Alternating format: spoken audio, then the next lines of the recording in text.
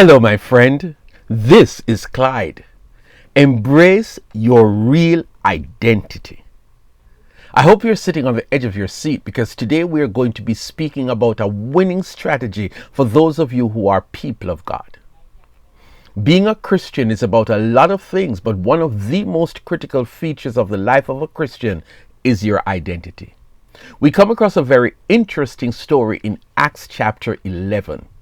The writer said that because of the persecution of growing numbers of Jews who had become followers of Christ in Jerusalem, many of them fled that city and went all over the known world trying to avoid the persecution. Well, some of them ended up in a place called Antioch, the third largest city in the Roman Empire. Antioch, which is now present-day Turkey, was a metropolis with numerous subcultures and people from different parts of the empire who settled there because of the diverse economy and culture. Some of the followers of Christ who found safety in Antioch could not keep still, and they started to evangelize to non-Jewish Antioch citizens. Word got back to Jerusalem, and the apostles sent Barnabas to stop them from sharing the gospel with non-Jewish people. But catch this. Barnabas brought in some other disciples, including Saul, and over the period of a whole year, these senior followers of Jesus preached and taught the people of Antioch about Jesus. Now you're going to be excited by this one line. The disciples were called Christians first at Antioch. Acts 11 verse 19 to 26.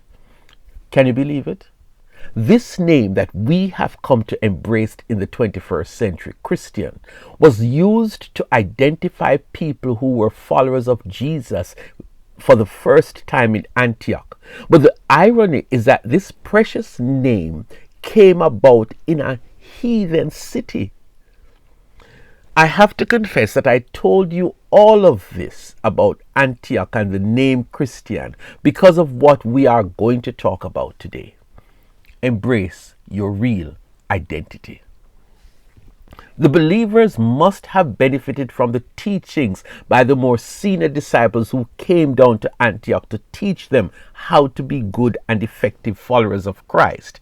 And the name Christian became the appropriate name given to them so as to distinguish them from other religious groups in the city. Let me therefore talk to Christians today. I'm hoping that you're proud to be called a Christian who is a follower of Christ. Come with me over to Romans 12, and I want to read verses 1 and 2. I beseech you therefore, brethren, by the mercies of God, that you present your bodies a living sacrifice, holy, acceptable to God, which is your reasonable service. Pay attention now to verse 2.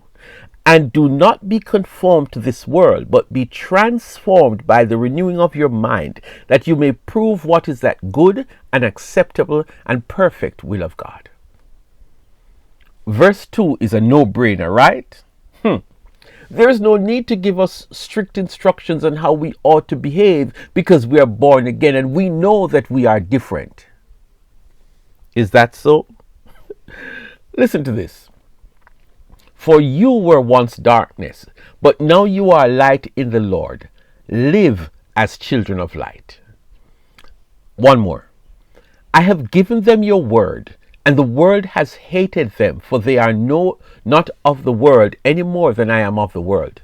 My prayer is not that you take them out of the world, but that you protect them from the evil one. John 17, verses 14 and 15. All I'm saying is not to get defensive about Romans 12 verse 2. It is important that we are told over and over again, as Christians, do not conform to the world, meaning the practices and the culture of the world, because that is not supportive of your new identity as a Christian. Always remember, we are Christians who are living in the world, a place of darkness, Satan's territory, and as such we do not want to take on the culture of the world. If you do, then you are denying your new identity, which requires of you that your identity must shine through. Remember what Jesus said back in Matthew 5 verse 16? Let your light shine before men. So what should we do? After all, we are living in the world until Jesus comes. So how do we avoid conforming to the world? Certainly, Jesus doesn't expect us to be weirdos in the world. Dress weird, look weird, speak weird, do weird stuff like going to church 8 times each week and so forth. Certainly not. But the writer offers us a strong and viable alternative. Be transformed by the renewing of your mind. No, let me put it together. And do not conform to this world, but be transformed by the renewing of your mind. That is the top recommendation for today. That is a mind thing. That is an intellectual thing. That is a matter of being intentional. I am going to be a true Christian. The writer is saying to us, make this a top priority, that you are going to think like a Christian, walk like a Christian, talk like a Christian, be a Christian in a non-Christian world. I am going to make a conscious effort to not be found doing the worldly lifestyle, because that is darkness. That is what we used to do before we became Christians.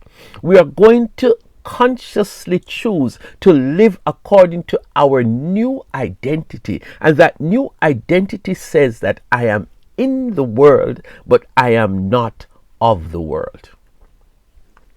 Here in South Florida, where I live, there is a very large and strong Hispanic community, and most of them have become American citizens who have lived here for long periods of time. Yet, within the Hispanic community, they choose to retain their Hispanic culture. So they choose to speak Spanish over English. They have Hispanic festivals all the time, celebrating their music, their cuisine, their dress. They insist on embracing their Hispanic identity, although they are living in a non-Hispanic country. There is one big advantage to you. If you do not conform to the world, if you choose instead to be transformed by the renewing of your mind, you will find yourself living in the will of God. Hooray for that. Let us therefore end today's conversation by saying it is not automatic to be a true Christian in today's world, but it is absolutely critical and beneficial, and I'm going to make that my priority, to be transformed by the renewing of my mind. So help me God.